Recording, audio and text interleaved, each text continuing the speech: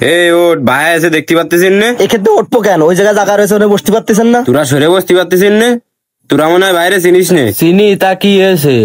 হে তোরা এই পাশে সরে ভাই, ঝামেলা করিস নে। কেন কাস্টমার আর আমরা কি? কি রে, এরা তো বেশি কথা কয় কেন? ওঠ, যা সর এখান থেকে, ওই পাশে যা। ভালো মুখী কথা বলে ছেলেপিলের কানে যায় না। এই চা দে। আচ্ছা ভাই দিচ্ছি। ওই পাশের ওই প্রজেক্টের তো চান্দা মান্দা দিল না, চান্দাটা নিয়ে আসতে যেতে হবে। ভাই ওই প্রজেক্ট ছাড়া যে বাকি 3টে প্রজেক্ট ছিল, ওই 3টে প্রজেক্টের টাকা পেয়ে গেছি, শুধু ওইটারটা পাইনি এখনো। হ্যাঁ, তাহলে চাটা খাইয়ে ওই জায়গায় যেতে হবে। ঠিক আছে ভাই। এই নেন ভাই চা।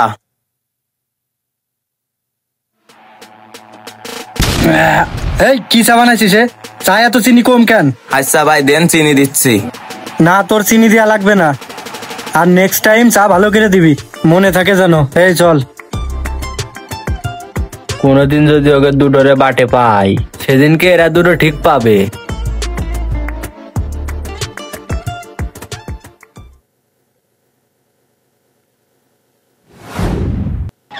ওই গাড়ি কিরাম চালান, গাড়ি দেখে শুনে চালাতে পারেন না?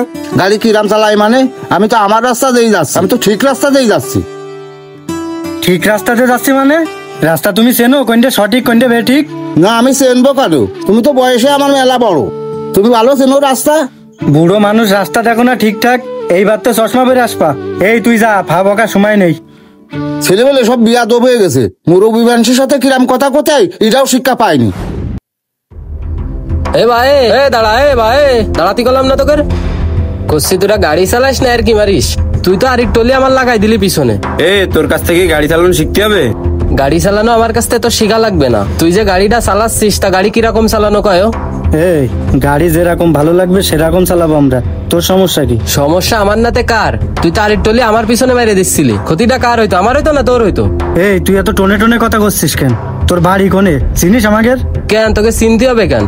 আর তোকে চিনে আমি কি করব? আমাকে চিনে কি করবি মানে?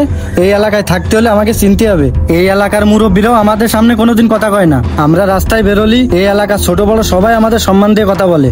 কেন ভাই, আপনারা সম্মান করে চলাফেরা করবে কেন? আপনি কি বিসিএস ক্যাডার নাকি বড় কোনো পোস্টে চাকরি করেন? আর আপনারে দেখে তো মনে হচ্ছে না আপনি লোকজনরে সম্মান করতে জানেন। দেখেই তো মনে হচ্ছে যে সবসময় বিয়াদবি করে বেড়ান। তা লোকজন আপনারে সম্মান করতে যাবে কোন দুঃখে? আমারে সম্মান করে কারণ আমার বাপের প্রচুর টাকা, আমি টাকা দিয়ে সবকিছু কিনে নিতে পারি। ভাই তোরে যে এসে সম্মান করতে পারে, আর তোর বাপের টাকা আছে সেটা তোর আছে, আর তোর টাকা তো আমি খাচ্ছি না, যে টাকার জন্য তোরে আমার সম্মান করা লাগবে। আর তোরে আমি সম্মান করতাম যদি তুই একটা ভালো মানুষ হতিস, ভদ্র মানুষ হতিস, তুই যদি এলাকার মানুষের সম্মান করতিস, তুই যদি একটু শিক্ষিত হতিস, প্রতিষ্ঠিত হতিস, তোর যদি কোনো একটা ভালো পোস্টের চাকরি থাকতো, এক কথায় তুই যদি সম্মান পাওয়ার যোগ্যতা রাখতিস, তাহলেই আমি তোরে সম্মান দিতাম। যা কিনতে যা। তুই আমারে মেলা কথা শুনেছিস, তুই ভাবিস না যে তোরে আমি সাইডে দিচ্ছি। ওই পাশে আমার ইমার্জেন্সি কাজ রয়েছে তাই চলে যাচ্ছি, পরে এসে তোরে দেখতেছি। এই যা। আরে যা, তোর মতো টাকা আলা কত দেখলাম, এখানে এসে আমার সাথে টাকার বড়াই দেখাতি।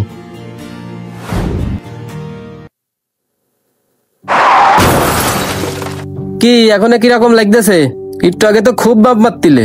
এ ভাই আমার একটু উঠো ভাই, আমার একটু ডাক্তারের কাছে নিয়ে যা। কেউ উঠবি না, এরকম পড়ে থাকুক দুটোই। হ্যাঁ পড়ে থাক। তোদের মতো লোকজন এরকম রাস্তায় পড়ে মরাই ঠিক আছে। উফ, এই তোরা সব দাঁড়ায় পড়ে কি দেখতেছিস? ফ্যামিলিটা অ্যাক্সিডেন্ট করে পড়ে রয়েছে, ধর ধর ধর তাড়াতাড়ি ধর, দুটো ভ্যানে উঠো, ও তো মরে গেল। মরে যাক কাকা, ওকে উঠোনো যাবে না। কেন, কি হয়েছে? বিয়াদব দুটোই।